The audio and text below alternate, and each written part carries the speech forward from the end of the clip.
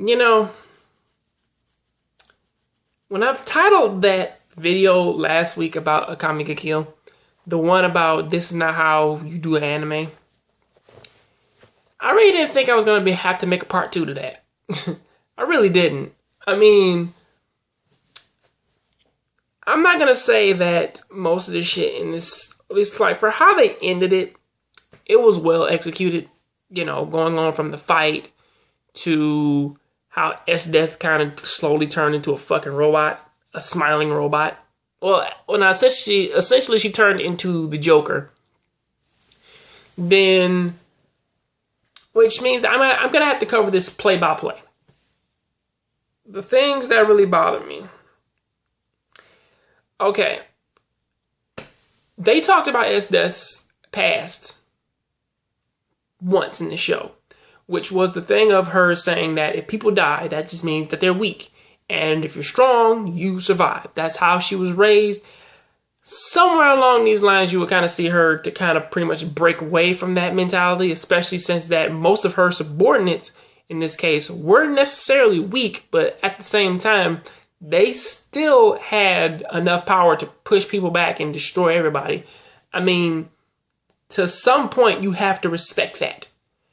You know, or pretty much she would have to realize that, especially since for her to realize what love is, even though she still doesn't necessarily understand it, or at least like she can't put it into words as well. Now, cutting on from that, there is the Akame thing of her saying, okay, now she has a superpowered demon ultra mode now, which puts her steps ahead of S-Death. And the only reason why she won is because after image. When the fuck did she get an after image? I don't know when she got an after image. I don't even know when the fuck she got this goddamn mode. Well, actually, you know, they pretty much explained that part pretty well. However, here's the thing about that. So, really, that was just used to give her a Super Saiyan power-up mode. I do thank them for not changing her hair color and just sticking with just like the eye color and the tattoos on her body. I do applaud them for that because the hair color thing, that happens a lot. But yeah, I'm actually happy to see that them taming it down.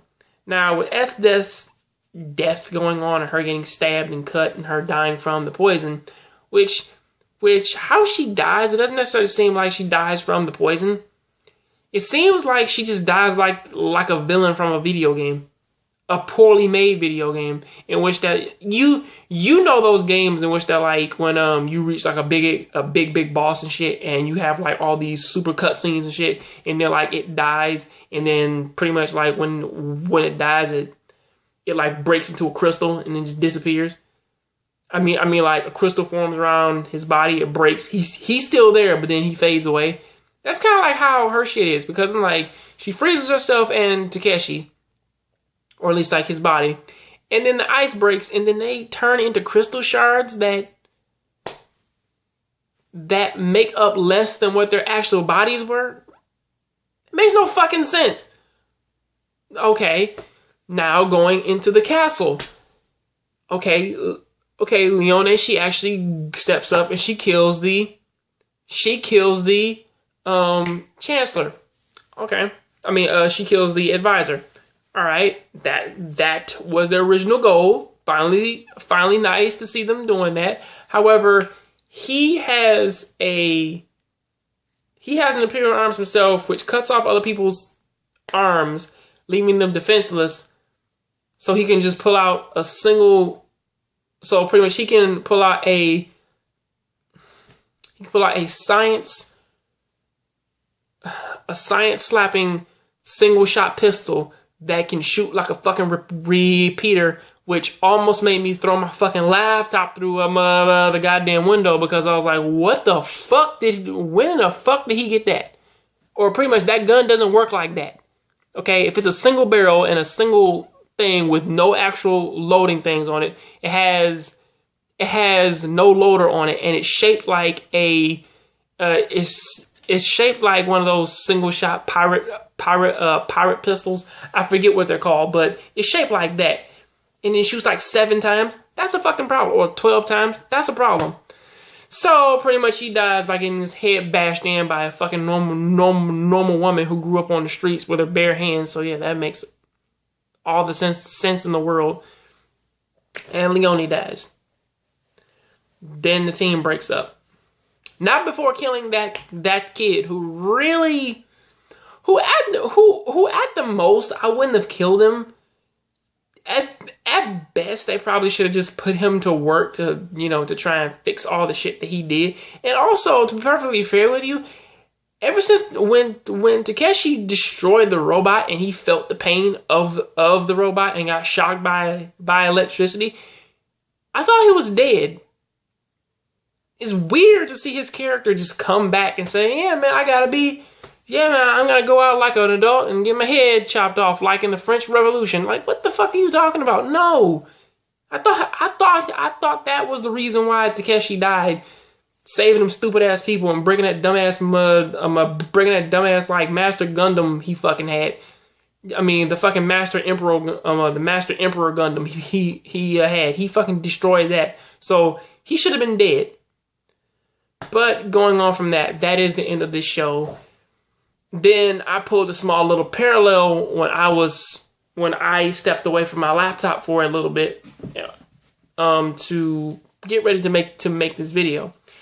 And I see some parallels between this and Samurai 7.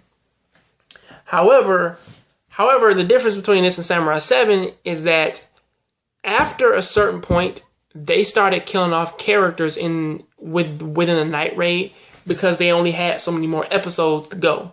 See, I can see why they killed off all these characters, and it's not like Fullmetal Alchemist, whereas that like the first thing of Fullmetal Alchemist had 50 episodes, so it had enough time to get everything going on. Even though it was a side story, it still was presented in a way in which it didn't piss you off.